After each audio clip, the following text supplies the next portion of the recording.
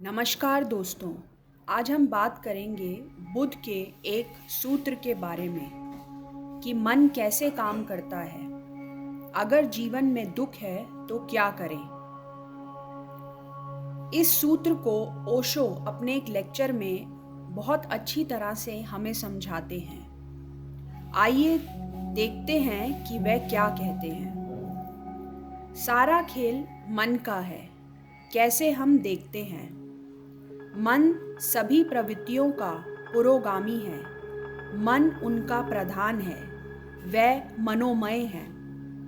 यदि कोई दोष युक्त मन से बोलता है या कर्म करता है तो दुख उसका अनुसरण वैसे ही करता है जैसे गाड़ी का चक्का खींचने वाले बैलों के पैर का।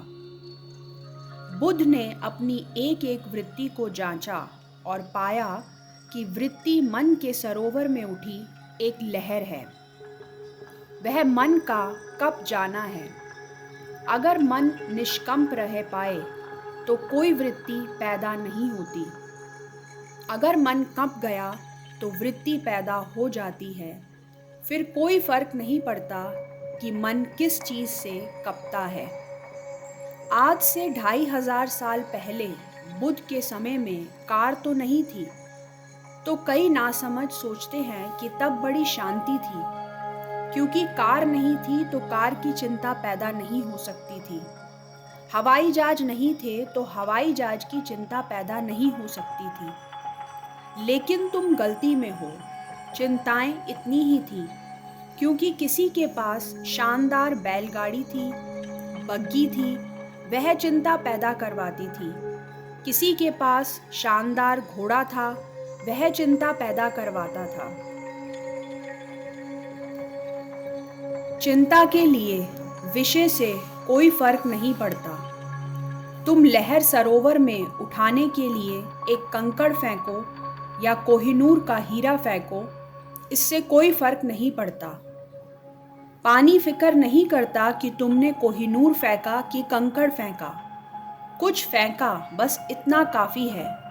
मन ने कुछ भी फेंका और उपद्रव शुरू हुआ।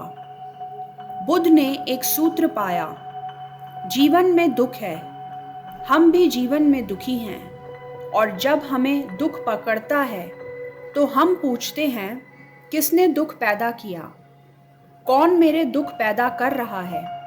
पत्नी, पति, बेटा, बाप, मित्र, समाज, कौन मेरा दुख पैदा कर रहा है? आर्थिक व्यवस्था या सामाजिक ढांचा, कौन मेरा दुख पैदा कर रहा है? मार्क्स से पूछो तो वह कहता है, दुख पैदा हो रहा है क्योंकि समाज का आर्थिक ढांचा गलत है। गरीबी है, अमीरी है, इसलिए दुख पैदा हो रहा है। फ्राइड से पूछो तो वो कहता है, दुख इसलिए पैदा हो रहा है कि मनुष्य को अगर उसकी वृत्तियों के प्रति पूरा खुला छोड़ दिया जाए तो वह जंगली जानवर जैसा हो जाता है, जिससे कि दुख पैदा होगा, सभ्यता नष्ट हो जाएगी। और अगर उसे समझाया बुझाया जाए तो दमन हो जाता है और दमन होने से भी दुख पैदा होता है। इसलिए फ्राइड ने अंत में कहा कि आदमी जैसा है कभी भी सुखी हो नहीं सकता, सुख असंभव है।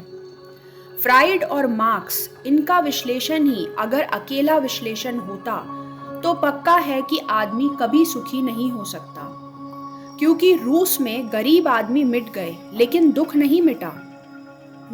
गरीब अमीर मिट गए तो दूसरे वर्ग खड़े हो गए।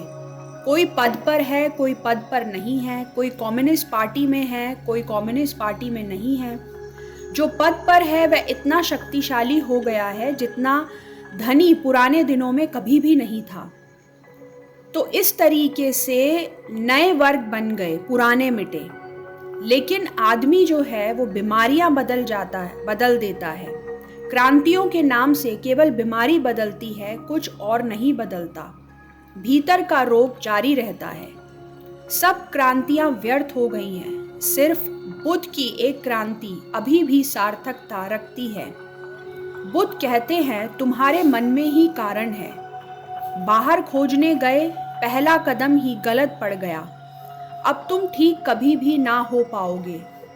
तुम्हारे मन में ही दुख का कारण है। जब भी तुम किसी को दुख देना चाहते हो, तुम दुख पाओगे।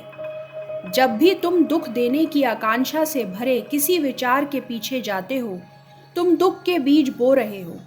दूसरे को दुख मिलेगा या नहीं मिलेगा, तुम्हें दुख जरूर मिलेगा। तुम अगर आज दुख पा रहे हो तो बुद्ध कहते हैं कल बोए बीजों का फल है। और अगर कल तुम चाहते हो कि दुख ना पाओ तो आज कृपा करना, आज बीज मत बोना।